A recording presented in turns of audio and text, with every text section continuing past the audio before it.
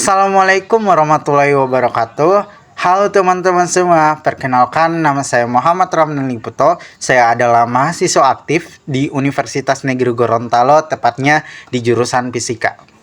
Pada kesempatan kali ini, saya akan mengajak teman-teman semua belajar terkait apa itu erosi. Erosi adalah proses alami di mana permukaan tanah, batuan, atau materi lainnya tergerus atau berpindah tempat dari satu tempat ke tempat yang lain. Nah, proses ini biasanya disebabkan oleh kekuatan alam seperti air, angin, es, atau gravitasi.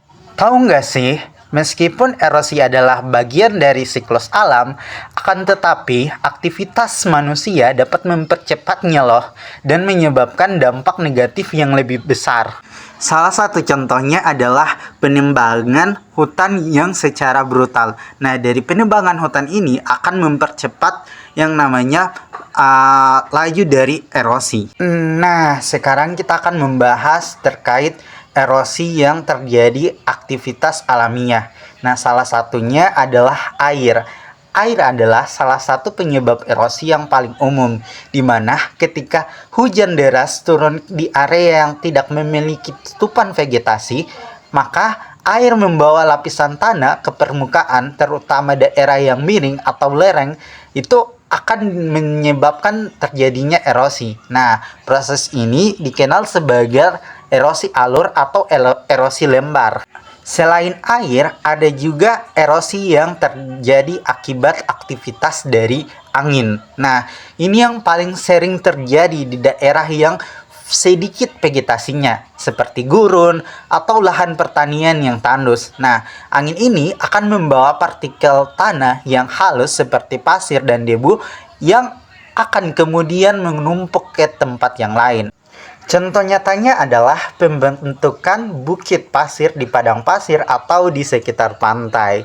Selain itu juga ada erosi yang terjadi akibat dari es. Nah, ini sering terjadi di daerah yang tertutup oleh glacier atau saat glacier bergerak perlahan dari atas ke permukaan bumi, beratnya itu akan mengikis batuan yang ada di bawahnya. Nah, proses ini dapat menyebabkan lembah berbentuk huruf U atau secara geografis lainnya. Erosi es ini biasanya memakan waktu ribuan tahun, kan tetapi dampaknya itu sangat besar pada landscape. Yang terakhir adalah erosi akibat dari gravitasi. Nah, gravitasi ini sangat berperan penting dalam erosi ketika tanah atau material yang berpindah karena beratnya itu sendiri. Contohnya ada tanah longsor, di mana ini terjadi ketika lereng menjadi tidak stabil akibat dari hujan lebat, gempa bumi, atau aktivitas manusia. Nah, proses ini dapat menggerakkan sejumlah besar material dalam kurun waktu yang singkat dan seringkali menimbulkan suatu bencana.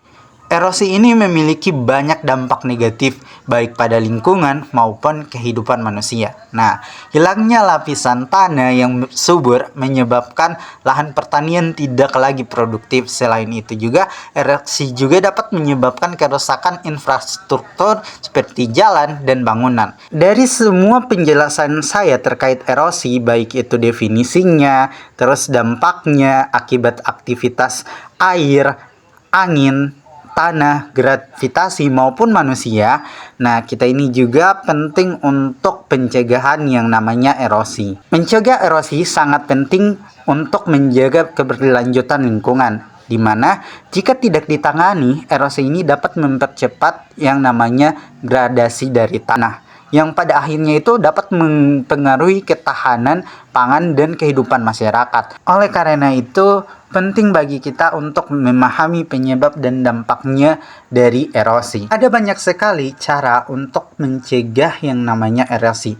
Salah satunya adalah menanam sebuah pohon untuk memperkuat tanah. Dengan mengambil langkah-langkah pencegahan yang tepat, kita tidak hanya melindungi lingkungan, akan tetapi kita juga memastikan keberlanjutan sumber daya alam untuk generasi yang akan mendatang.